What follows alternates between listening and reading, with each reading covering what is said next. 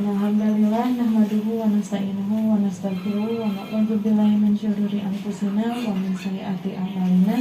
Man yahdihillahu fala mudilla lahu wa man yudlil fala hadiya lahu. Asyhadu an la ilaha illallah wa asyhadu anna Muhammadar rasulullah.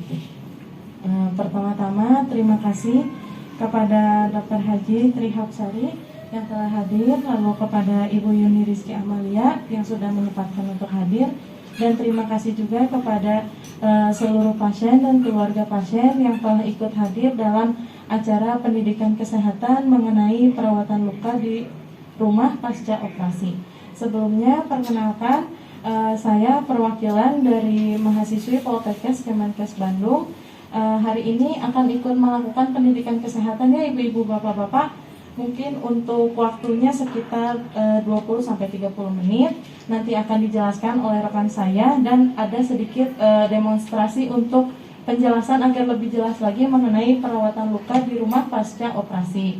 Mungkin untuk mempersingkat waktu, kita akan mulai saja pendidikan kesehatannya. Dipersilakan kepada rekan saya. Bismillahirrahmanirrahim. Assalamualaikum warahmatullahi wabarakatuh. Waalaikumsalam. Gimana kabarnya semuanya? Sehat? Baik-baik? Meskipun ada yang lagi sakit atau udah ada yang mau pulang dan yang nunggunya juga dalam keadaan sehat, semoga ya kita yang sakit semoga segera diberikan kesehatan, dan Amin. Yang sehat semoga sehat seterusnya. Nah, sebelumnya di sini saya meminta izin untuk penyuluhan ya tentang perawatan luka di rumah pasca operasi. Nah, di sini kan bapak-bapak dan ibu-ibu sekalian, ada yang sudah operasi, ada ya.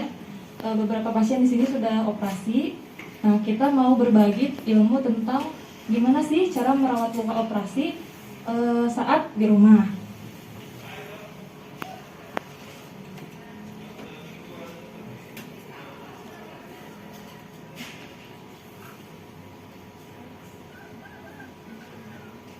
Nanti di sini kita akan membahas tentang pengertian luka, terus tujuan perawatan luka itu untuk apa, kemudian faktor penyembuhan luka itu apa saja, prinsip perawatan luka di rumah, dan cara perawatan luka.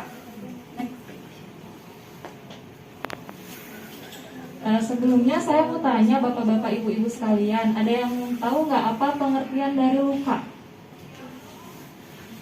Tahu?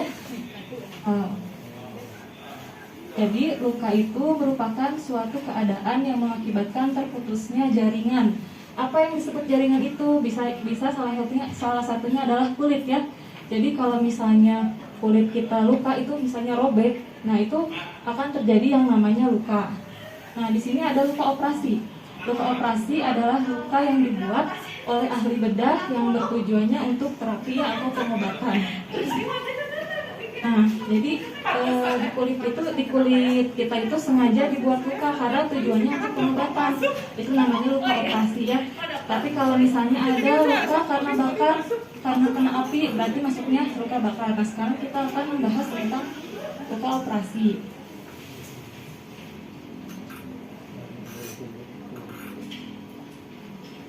Nah, di sini ada pengertian dari perawatan luka ya.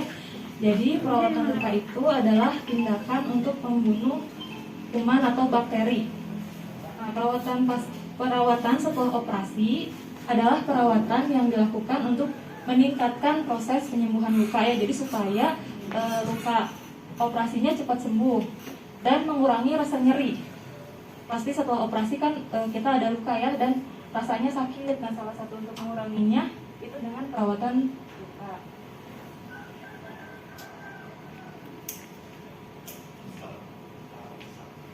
Tujuannya yang pertama untuk mencegah terjadinya infeksi. Kalau lukanya kita rawat, insya Allah ya, jadi nanti lukanya terhindar dari infeksi. Kemudian untuk memberikan rasa nyaman, karena adanya luka ini biasanya kita jadi nggak enak ya, jadi kurang nyaman, makanya harus dilakukan perawatan. Kemudian untuk mempercepat proses penyembuhan dari luka operasi tersebut. Nah, di sini ada faktor yang mempengaruhi penyembuhan luka. Yang pertama itu ada nutrisi yang cukup, Nah, di sini untuk Bapak Ibu yang sudah operasi, ada luka operasi, nutrisinya atau makanannya itu harus memiliki gizi yang cukup ya. Misalnya yang mengandung protein supaya lukanya cepat sembuh, bisa kayak makan tahu tempe, daging, ikan, yang seperti itu ya, itu bisa mempercepat proses penyembuhan luka. Kemudian ada juga albumin, itu bisa kayak ikan gabus ya, ikan air tawar, supaya lukanya cepat sembuh.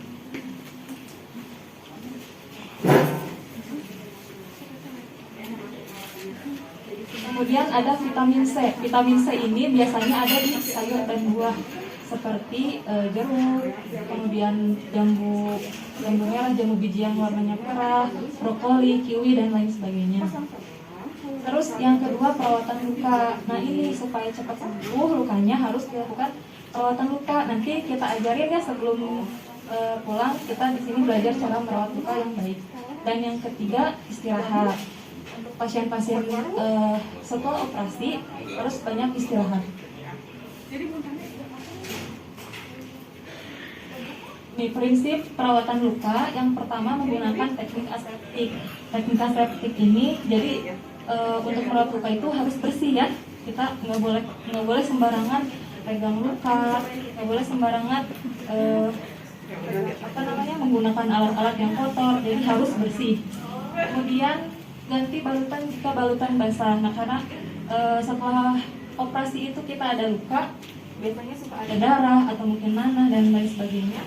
Kalau misalnya balutannya sudah basah, itu harus diganti ya, jangan dibiarkan. Kemudian awasi adanya tanda infeksi. Tanda infeksi itu seperti apa? Kalau misalnya terasa ada bengkak, ada panas, ada kemerahan atau nyeri, kemudian ada penurunan fungsi dari organ tersebut. Nah, cara perawatan luka operasi di rumah, yang pertama, menjaga kebersihan pada luka bekas operasi. Jaga kebersihan di area luka, kemudian kebersihan lingkungan. Ya, misalnya nanti udah di rumah, lingkungannya harus bersih. Kalau kita istirahat di kamar, usahakan kamarnya harus bersih ya, nyaman gitu, nggak boleh kotor, karena nanti takut mengkontaminasi luka operasi yang ada di Bapak Ibu sekalian. Kemudian peralatan yang steril. Nah, ini kalau misalnya mau melakukan perawatan luka, gunakan peralatan yang bersih. Pada saat mau pulang, tong dibasuhan cenah lukana. Nah, kenapa? Supaya lukanya cepat cepat sembuh atau cepat kering. Jadi jangan dibasahin dulu. Kemudian gunakan pakaian yang longgar, bertujuan untuk menghindari iritasi. Jadi pada saat ada luka, misalnya di bagian perut, usahakan kita pakai bajunya yang longgar-longgar dulu ya, supaya nanti tidak mengiritasi luka. Jangan pakai baju yang ketat.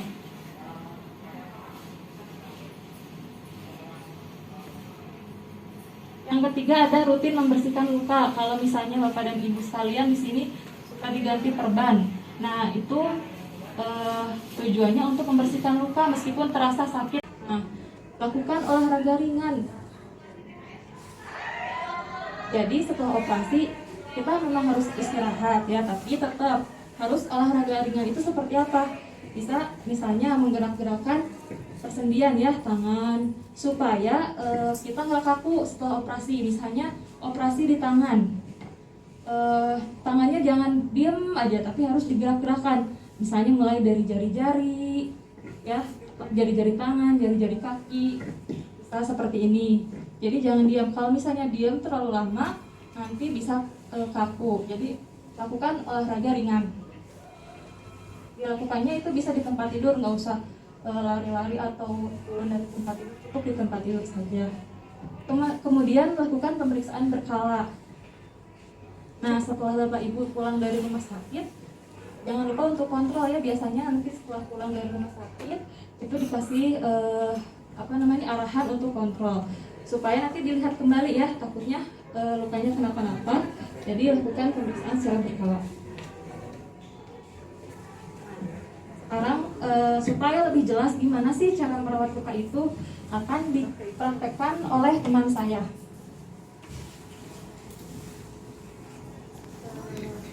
Bismillahirrahmanirrahim. Assalamualaikum warahmatullahi wabarakatuh.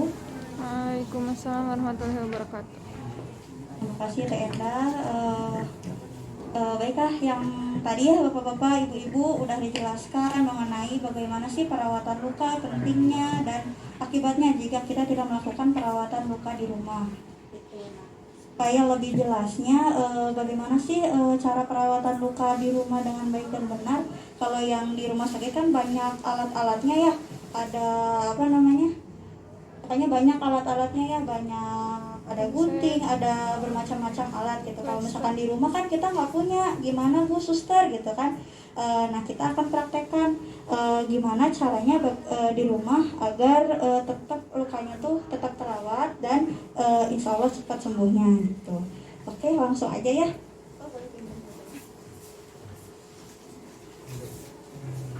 Yang harus Bapak Ibu punya, teteh kelihatan? Nah ini yang pertama ada NaCl atau cairan infus, bisa dibeli di apotek ya.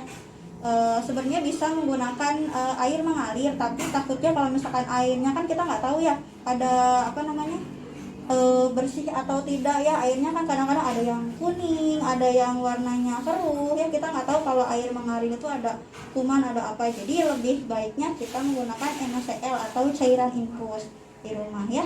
Kemudian ada kasa. Kasa ini juga dapat dibeli di apotek ya.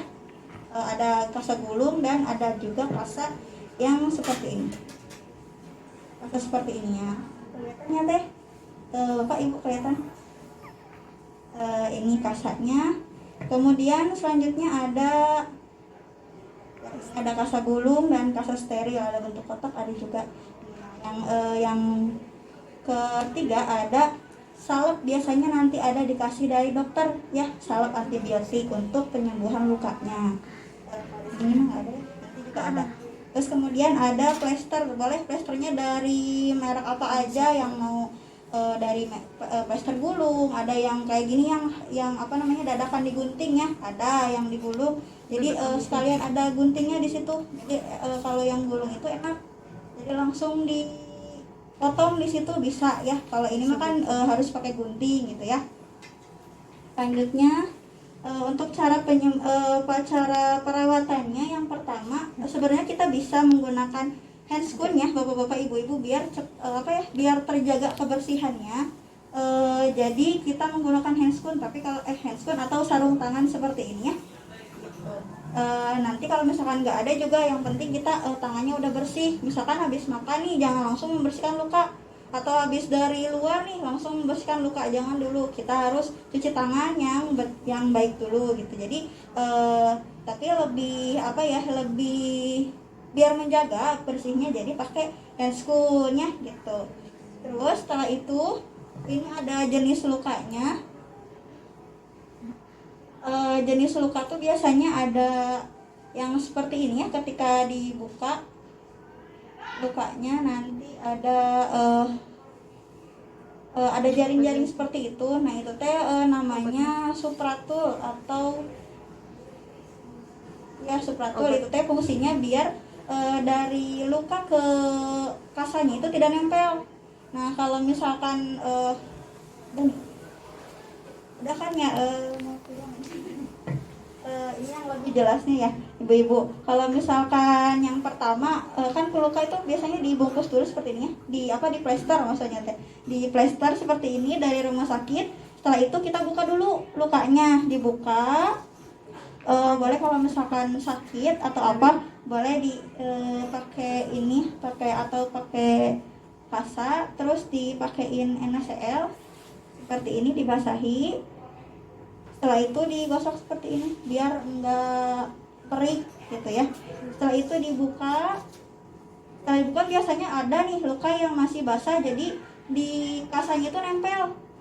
Kalau misalkan biar tidak sakit dibukanya, kita kucurin. Apa ya namanya tuh, bukan kucurin. Apa ya? Dialirkan NaCl ya, biar nggak nempel gitu di lukanya. Udah kucurin lagi, bilangnya diteteskan, dibasahi oleh NaCl. Jadi kita buka lukanya. Setelah seperti ini, kan udah nih, udah terlihat misalkan ini mah karya saya ya Bu ya, bukan karya dokter, jadi kayak gini ya. Tidak rapi. Ini contohnya kelihatan ya. Ini misalkan itu luka jahitannya bekas operasi. Nah, seperti itu. Nah, setelah itu sebenarnya sebelum dibersihkan lebih baiknya dikasih antiseptik atau kayak betadine gitu. Tapi betadine tuh jangan dibiarkan. Jadi setelah diolesin betadine udah gitu. Jadi setelah misalkan nih ada betadine, boleh pakai betadine, boleh langsung pakai cairan infus. Pakai betadine misalkan diolesin gitu, di aja di tol gitu ya. Setelah itu dibersihkan lagi oleh NaCl tadi ya, disiram dulu kasanya. Setelah itu dibersihkan gitu ya, cuma di tap gitu aja sampai biasanya tuh kadang ada yang nempel kan. Kalau kasa itu kan enggak, kan biasanya ada nih di rumah tuh punyanya kapas, pakai kapas aja gitu kan. Kalau kapas itu kan biasanya kalau ke sini nempel ya, jadi takutnya nanti kapasnya nempel jadi infeksi. Lebih baik pakai kasa, karena kasa kan kandungannya bahannya itu ada serat-serat seperti ini ya, kelihatan kan ya, pasti ada kayak baju Jaring. gitu ya, kayak benang-benang gitu. Jadi fungsinya biar si kotor-kotoran yang nempel di lukanya ini keangkat oleh si kasa ini. Setelah itu kita keringkan lagi pakai kasa biasa yang kering. Kasa kering kita di tap lagi, dikeringkan. Setelah kering kita oleskan sama salep, kalau yang ada dikasih sama dokter, diolesin salep. Setelah itu kita tutup lagi lukanya dengan kasa kering lagi gitu ya, ditutup pakai plaster. Oke.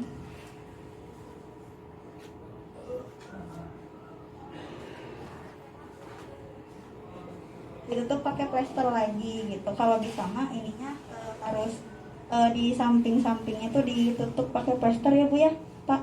Jadi biar ini anti air ya, jadi airnya nggak akan bisa nembus ke lukanya, biar tetap terjaga kering ya. Mungkin sudah cukup ya untuk mempraktekkan bagaimana perawatan luka di rumah.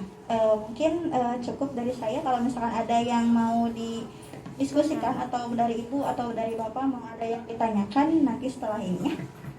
Oke, dicukupkan. Wassalamualaikum warahmatullahi wabarakatuh. Waalaikumsalam warahmatullahi wabarakatuh. Ada yang ingin ditanyakan, Bapak?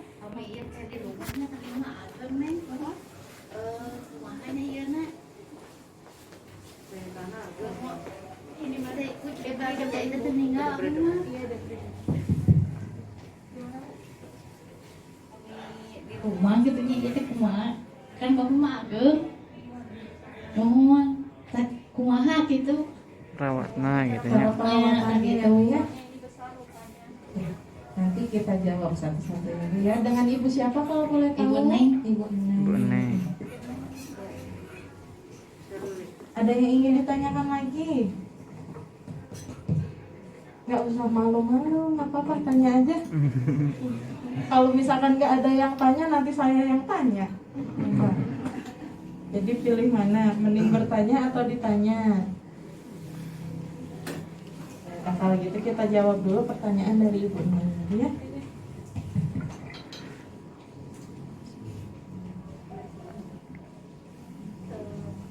Bismillahirrahmanirrahim. Ingin menjawab ya Ibu ya.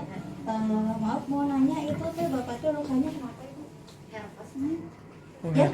Oh, herpes. Ibu teh dijahit Bapak apa enggak?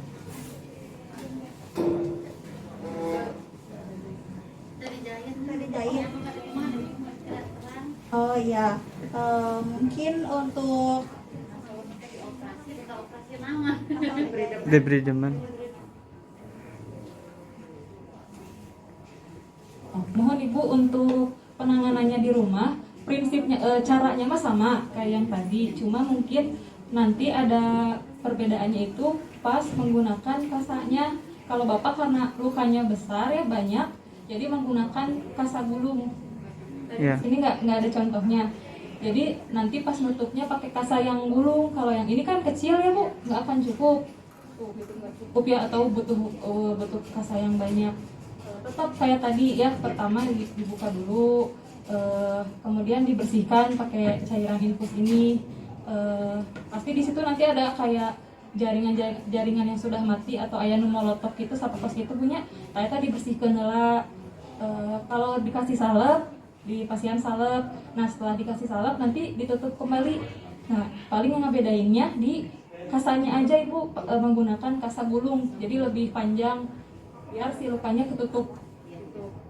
Itu ibunya kumaha aya nu kira paling ibu kayak upami nuju ngabersihkeunna pertama lalaunan gitunya kan nyeri ibunya, lalaunan terus diperhatikan lingkungan bunya kayaknya dinu tempat anu kararotor anu kebul gitu, di tempat yang bersih yang aman gitu. Aku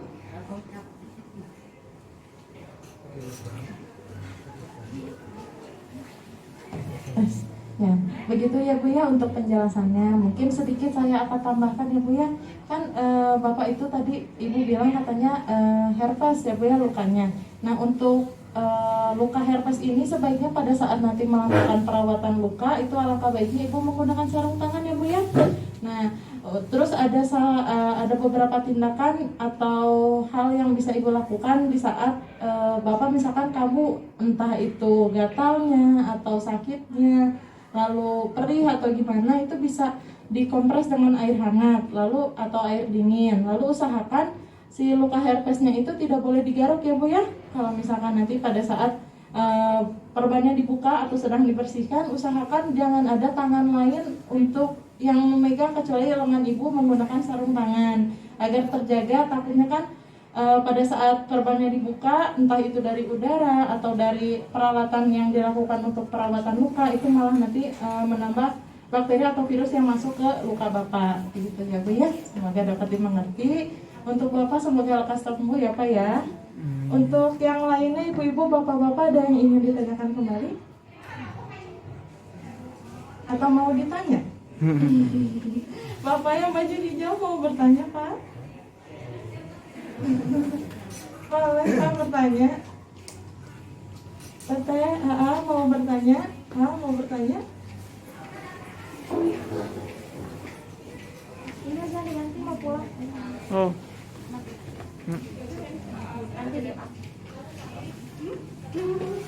Sepertinya semuanya sudah pada paham ya mengenai cara perawatan luka.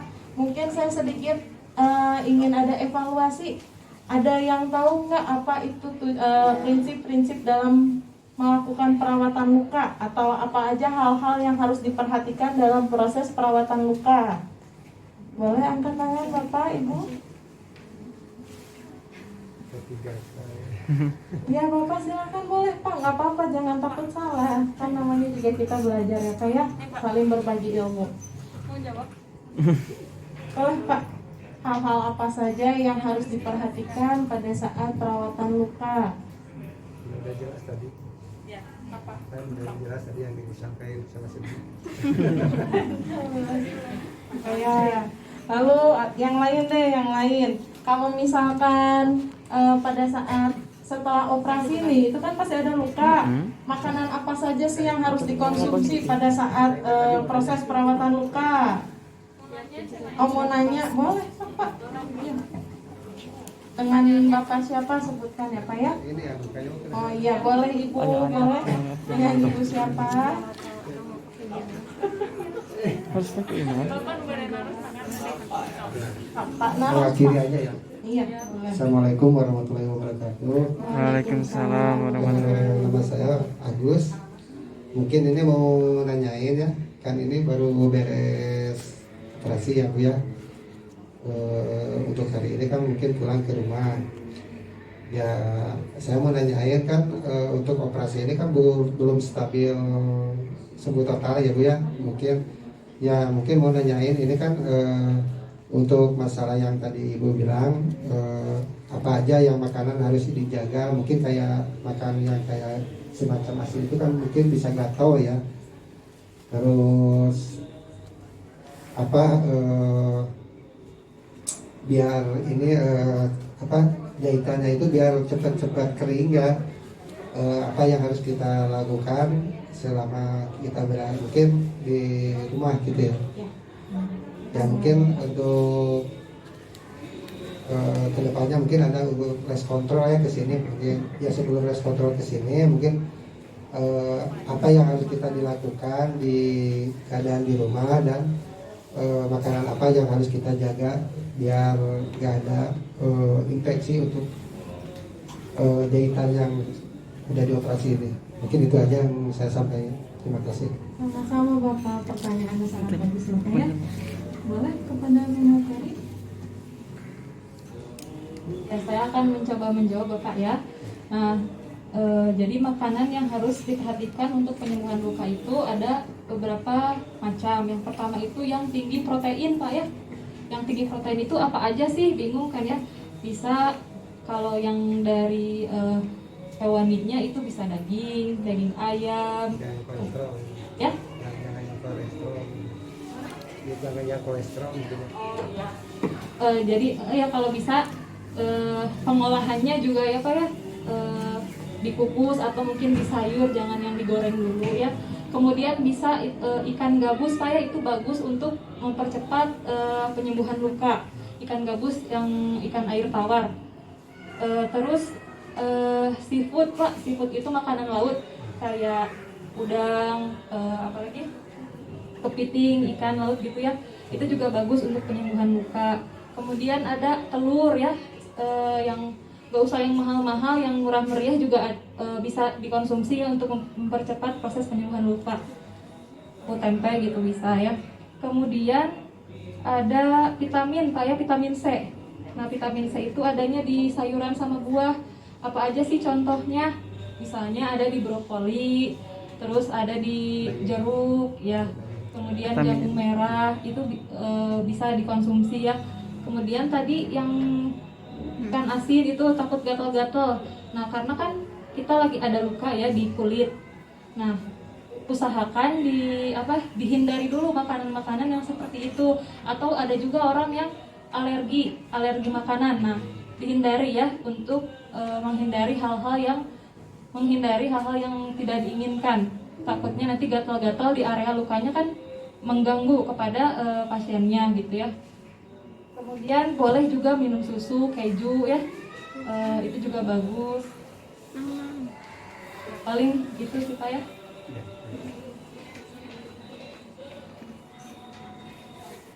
Dan sebelum ya itu sama menjaga tadi perawatan luka di rumah selain makanan gitu ya, kita juga harus rajin ngebersihin lukanya.